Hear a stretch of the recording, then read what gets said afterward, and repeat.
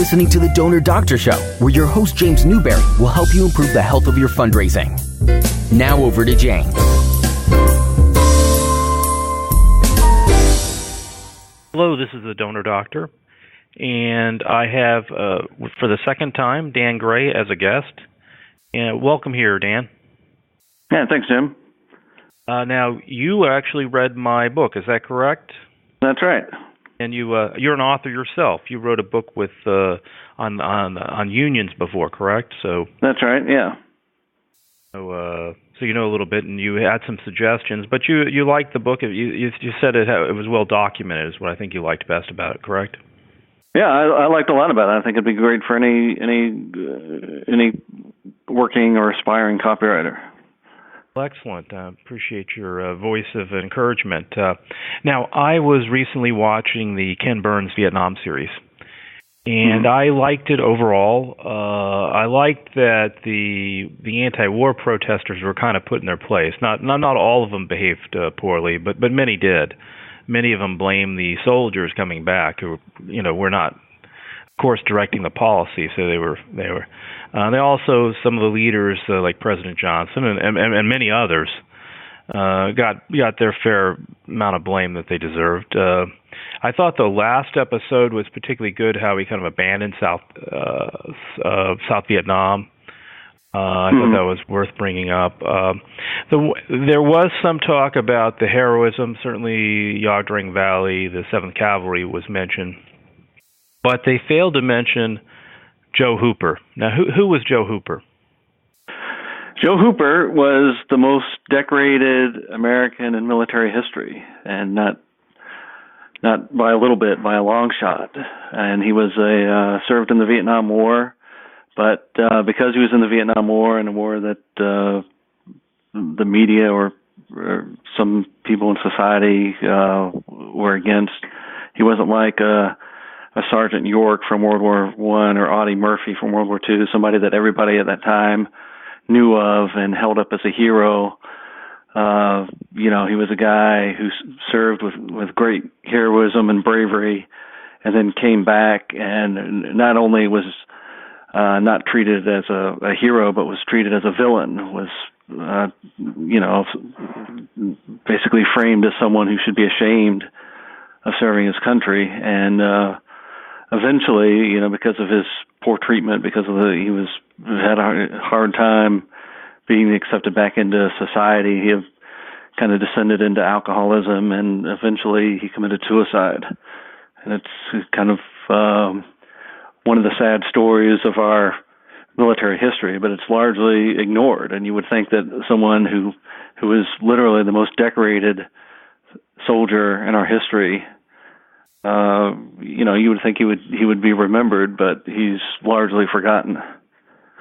I agree with you. I like the Vietnam Wall. I've been there many times. But it's not just the 58,000 people on that wall that died. There's many others that died afterwards. Even my father recently died of blood cancer. They think he probably got in Vietnam, is what the doctors. But people, I'm reminded, I read Lewis Puller, the son of Chesty Puller, killed himself. So there's a lot of other people whose life were impacted, not just those 58,000. But it is a great story. Now, you wrote one of my favorite direct mail letters of all time, and it was about Joe Hooper. And I was wondering if you could read about it, and then we're going to contrast it with somebody else who wrote one of the worst letters. It actually did 7 cents in over out, which is incredibly low. Usually only you do that poorly if it wasn't delivered. But this was delivered. Right. Well, the fact that it did 7 cents shows it was delivered. If it was zero, you'd have a problem. But, that's true. Well, they have the way they use U.S Monitor. There may be other services, and they have locations around the country, so you can see if it got delivered. Right.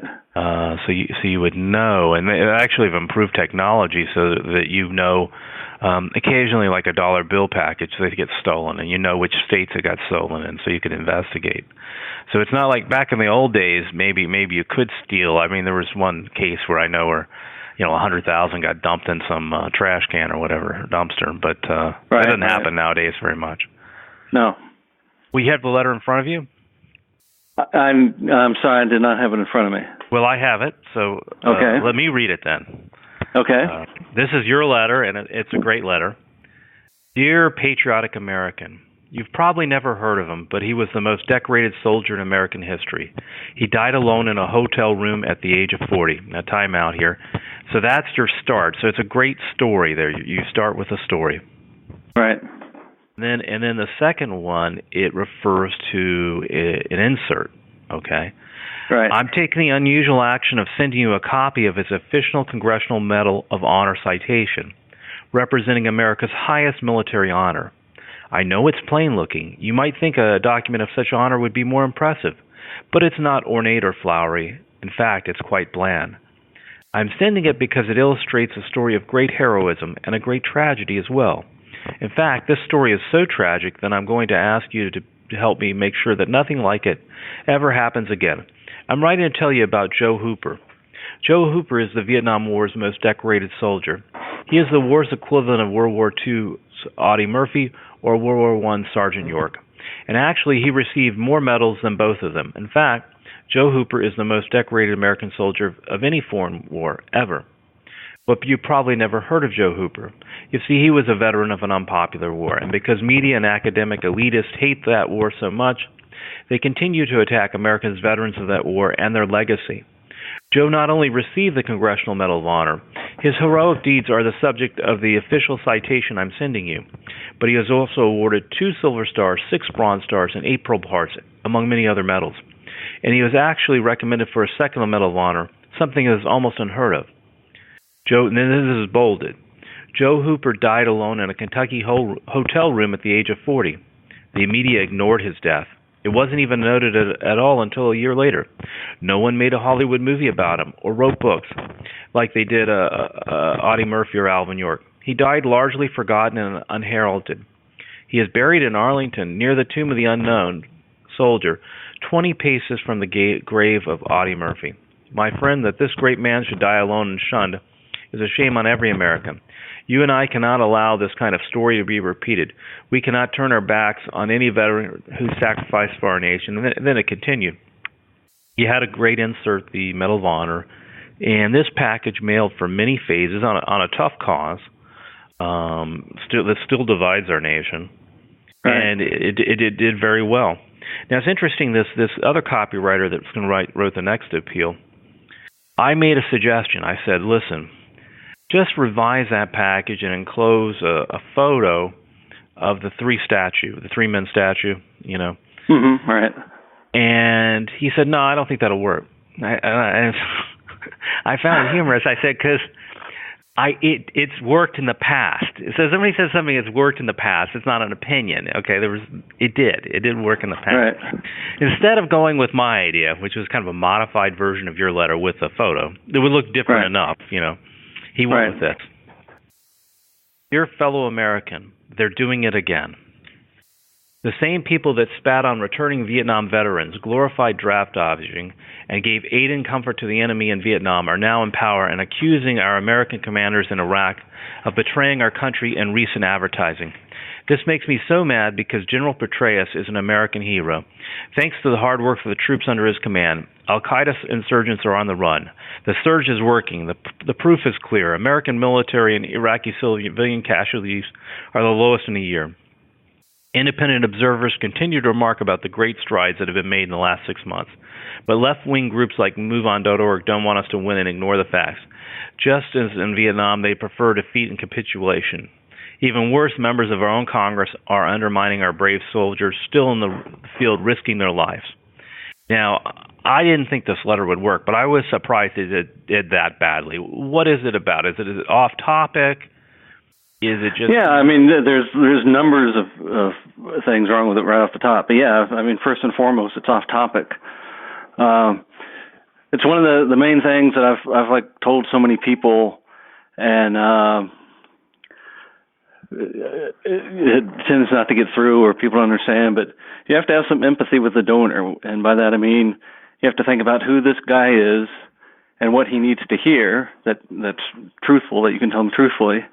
And that's what you need to concentrate on. And what he did, this other copywriter, he did what a lot of copywriters did, which is just kind of preach. It's like, here's what I want you to know. Here's what I want to tell you. Or maybe, here's what the client wants to tell you. But you got to think about what the donor needs to hear. And, he wanted to talk about Iraq. That's not who your audience is. And then the second thing is basic project doesn't even make sense. You can't get a $50 donation from someone to affect military policy because you're not the people as a nonprofit group. You're not the people who are making military policy. It doesn't even make sense as a project. But certainly it doesn't have credibility. Yeah, no credibility. And so you can't. But you're right on. I mean, you're talking to Vietnam vets. That's your audience, or the families of Vietnam vets who are proud of their family and want their family members' legacy to go on and be remembered.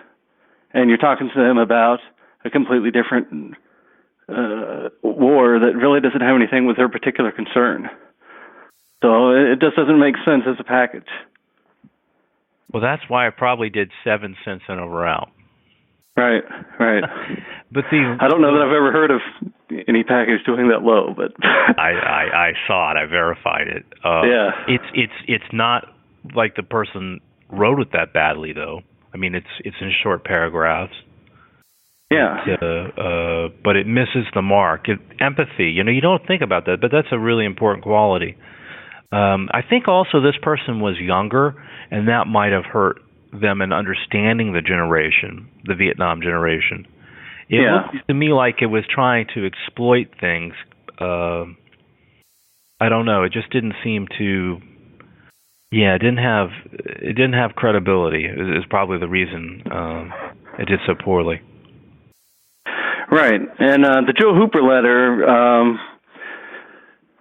Not only is a good subject, but it tied in well with the underlying project, which was doing the client group had an oral history project where they were taking oral histories of people who had served in Vietnam and their experiences, and it made sense to say we've got to save these experiences, save these individual histories, because we don't even remember, our most decorated soldier of that war. We don't even remember his history.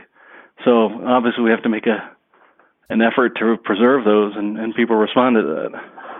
Well, it's interesting that Ken Burns even missed it. It's surprising that it didn't get mentioned. But it is not a well-documented story, and I remember when I was doing the research for that, there's no book on it. There's not even like a good article anywhere. I mean, I was like researching it for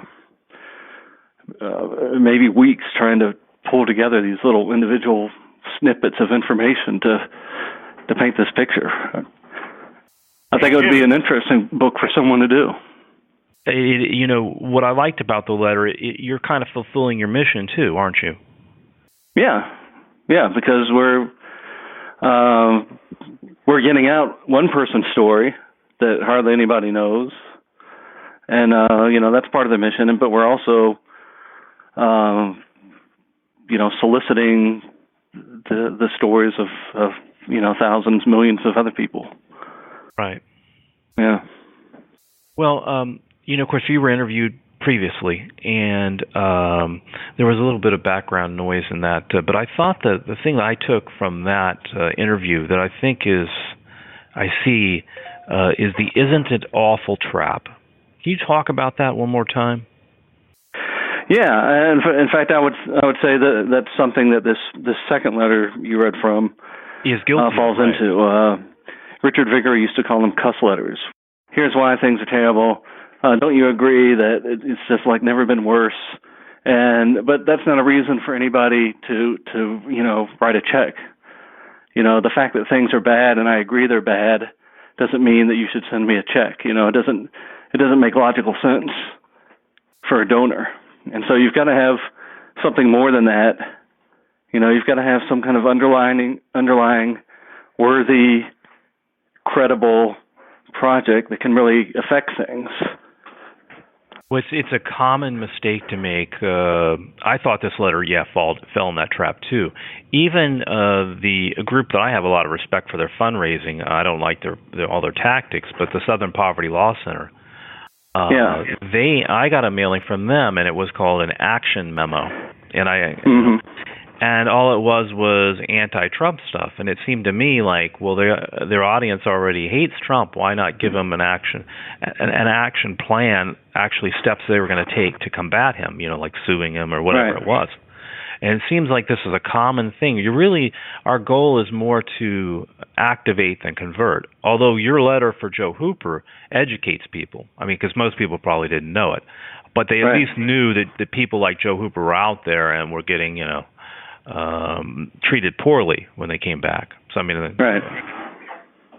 well, very good, Dan. I appreciate you taking your time here. I think there's a lot of misunderstanding about Vietnam, which I think is I don't know if you saw this Sunday's Washington Post, but they said that there were 5 myths on the Vietnam War, and one of them was that American soldiers were mostly draftees, and actually they were 4-to-1 volunteers, they say. Is that right?